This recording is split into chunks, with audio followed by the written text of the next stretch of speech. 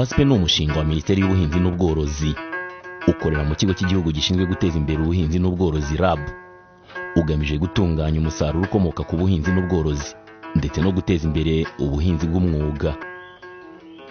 Ubushakashatsi bwagaragaje ko imwe mu mpamvu zitera ibura ry'ibiribwa ku isi ari umusaruro wangirika mu gihe cy'isarura, aho umusaruro ungana na 30% w'ibyeze byose wangirika. Imihindagurikire y'ikirere ni imwe mu mpamvu z'ingenzi zitera iyangirika ry'umusaruro, ari nayo mpamvu uyu mushinga PASP waje. Umushinga PASP wibanze ku bihingwa bitanu by'ingenzi bikenerwa mu buzima busanzwe bw'abantu, hakiyongeraho n'amata n'ibiyakomokaho. Reka duhere ku gihingwa cy'ibirayi. Ibirayi ni igihingwa gikunze guhingwa mu gace k'imisozi miremire y'ibirunga ndetse no ku isunzu rya Congo Nil. Utu duce twombi ni uduce dufite ubutaka bufite uburumbuke buri hejuru, ku buryo n'umusaruro uhaboneka uba ari mwinshi. Uwavuga ko ari ikigega cy'igihugu kuri iki gihingwa cy'ibirayi ntiyaba abeshya. Aha twatanga urugero. Muri toni 2,225,080 z'ibirayi zeze mu mwaka wa 2014, igipimo kirenga 90% cyeze muri utu duce tubiri. Kandi ubushakashatsi bwagaragaje ko 30% by'uyu musaruro wose byangirika mu gihe cy'isarura. Imbogamizi zo zirahari ngubu urabona ni kubw'imvura idafite amahema, umusaruro wagupfira ubusa.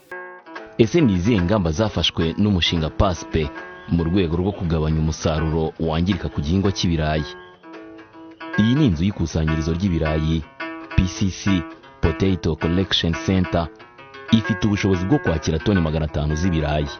Ni inzu PASP yateyeho inkunga amakoperative atandukanye yo mu turere twa Rubavu, Nyabihu ndetse na Musanze, aho ibirayi bivuye mu mirima bizajya bikusanyirizwa, bigatoranywa ndetse bigapakirwa bidahuye n'izuba ryinshi cyangwa se imvura bishobora kwangiza umusaruro. Kubera ko nagiraga ubute bwo guhinga ibirayi byinshi kubura bihunika, ariko PASP kuba yanyubakira kino kigega, ubu mu kwezi kwa kabiri buriya nzasarura nka toni zidaciye munsi ya 80, noneho indi season naho mu kwezi kwa karindwi nzageza nko mu toni 150. Urukumva ikintu yangejejeho ni ukuvuga ko ngiye kumvunika ibirayi byinshi n'abaturage bakabona ibirayi hafi kandi byiza, biturutse no muri girine, bikaba baze abantu bakeza ibirayi byinshi kandi nta kibazo gihari. PASP ntiyateye inkunga umusaruro ujyanwa ku isoko gusa ugamije kuribwa, ahubwo yanafashije amakoperative y'abatubuzi b'imbuto bubaka ibigega by'imbuto, hagamijwe gukemura ikibazo cy'imbuto ishobora kuba yabura igihe abahinzi baba batarahunitse imbuto ihagije kandi y'indobanure.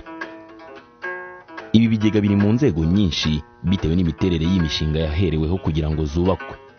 Hari ibigega by'abantu ku giti cyabo, hari iby'amakoperative, hakaba ndetse n'iby'aba rwiyemezamirimo bafatanyije n'amakoperative ku buryo bwa joint ventures.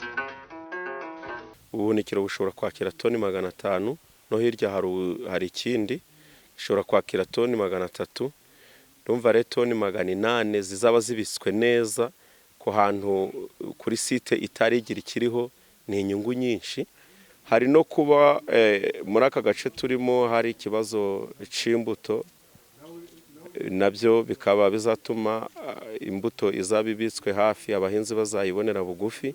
Harimo n'icuko abahinzi bari basanzwe bibikira imbuto ku buryo bwa gakondo, bayibika mu mazu batuyemo, bayibika mu buryo butagezweho, kuba nabo babonye aho kuyibika heza izavamo ifite ubuziranenge, navuga ko ibyo byose ni inyungu.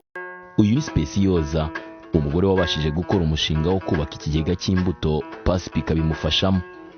Aratubwira uburyo iyi nkunga yamuteje imbere. Nahingaga ibirayi bikahera ku muhanda, ngabura n'ahantu nabihunikira. Ubwo ndicara ndatekereza, mba numvise umushinga PASP ko utera abadamu inkunga, ndawegera ngeze aho baza kunyemerera ko bagomba kumbereza inkunga narayibonye, nubaka bwa buhunikiro. Ubu nkaba mpunikamo ibirayi byanjye nta kibazo.